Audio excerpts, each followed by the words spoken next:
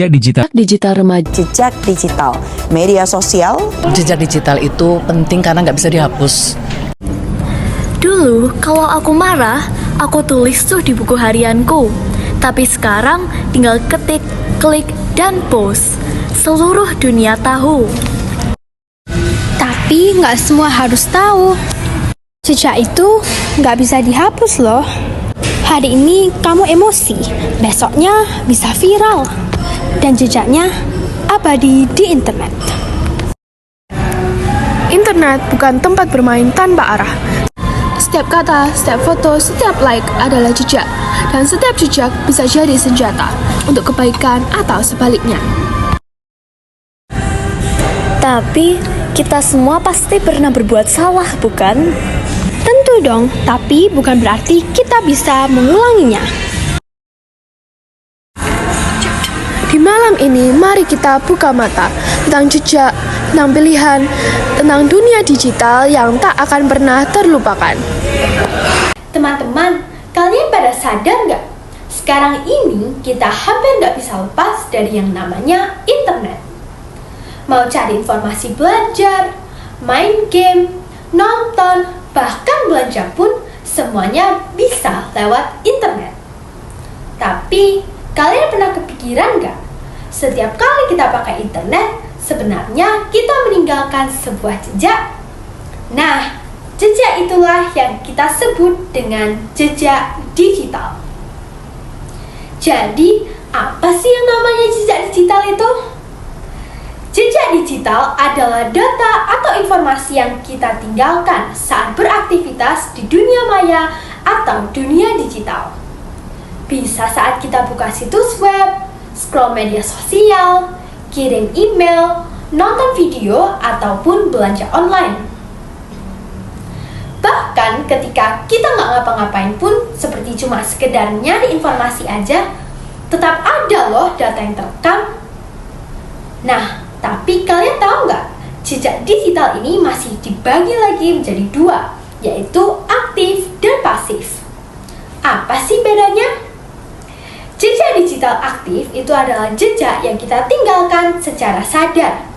Misalnya nih, pas kalian lagi belanja online, like foto temen, kasih komentar di Instagram, ataupun klik postingan yang kalian suka.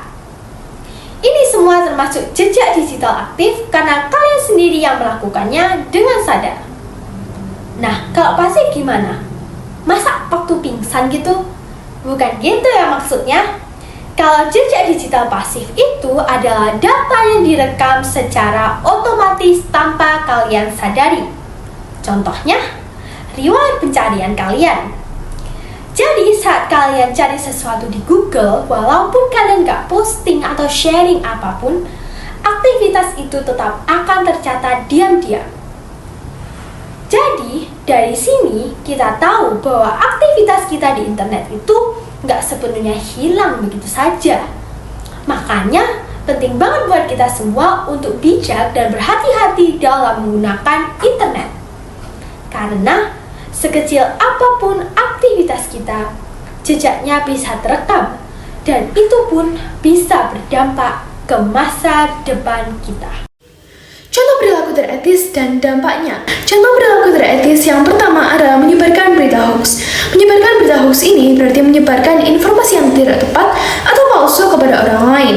Nah, hal ini bisa menyesatkan orang lain dan menyebabkan kepanikan. Yang kedua adalah pencemaran nama baik. Pencemaran nama baik ini dilakukan ketika seseorang menyebarkan informasi yang tidak benar atau fitnah tentang orang lain dengan tujuan merusak reputasi atau nama baiknya. Yang ketiga adalah penipuan online. Penipuan online adalah tindakan yang termasuk menipu secara online. Contohnya adalah menjual barang palsu, mencuri data seseorang, dan juga mencari uang dengan cara yang tak jujur. Yang keempat, mengunggah foto yang tidak pantas. Nah, mengunggah foto yang tidak pantas itu maksudnya mengunggah foto yang melanggar norma, etika, atau aturan yang berlaku. Contohnya gambar yang vulgar, kekerasan, atau mempermalukan orang lain. Yang kelima adalah tidak menghormati privasi orang lain. Contohnya adalah menyebarkan informasi pribadi seseorang, mencampur urusan pribadi, lalu diunggah di sosial media untuk mempermalukan orang tersebut. Yang kelima adalah mengambil identitas orang lain. Mengambil identitas identitas orang lain ini berarti berpura-pura untuk menjadi orang lain, dan reputasi identitas yang telah diambil ini juga bisa dirusak oleh seseorang yang telah mengambil identitasnya. Dan yang terakhir adalah tidak menghina orang lain. Tidak menghina orang lain ini berarti berkaitan dengan sopan santun dalam berkomunikasi. Contohnya tidak menghina, merendahkan, atau mengejek orang lain, dan juga tidak mempermalukan nama orang lain. Dampaknya adalah yang pertama, penurunan kepercayaan. Perilaku tidak etis bisa menyebabkan seseorang kehilangan kepercayaan. Misalnya, seseorang telah berbohong, melakukan penipuan, menyebarkan hoax. Nah, orang-orang di sekitarnya itu merasa nggak aman dan enggan untuk mempercayainya lagi. Kepercayaan yang sudah hilang itu susah untuk dipulihkan dan dapat merusak lingkungan sosialnya, baik secara hubungan pribadi dan hubungan profesional. Yang kedua adalah kerusakan reputasi. Perilaku tidak etis ini bisa merusak reputasinya di mata masyarakat. Ketika seseorang melakukan perilaku yang tidak etis dan juga mengunggah gambar yang nggak pantas, itu bisa dicap secara buruk dan juga dijauhi dalam lingkungan pribadinya. Nah, nama baik yang sudah dibangun itu bisa hancur dalam sekejap karena satu kesalahan. Dan yang ketiga adalah konflik hukum. Konflik hukum ini berarti perilaku tidak etis juga bertentangan dengan hukum.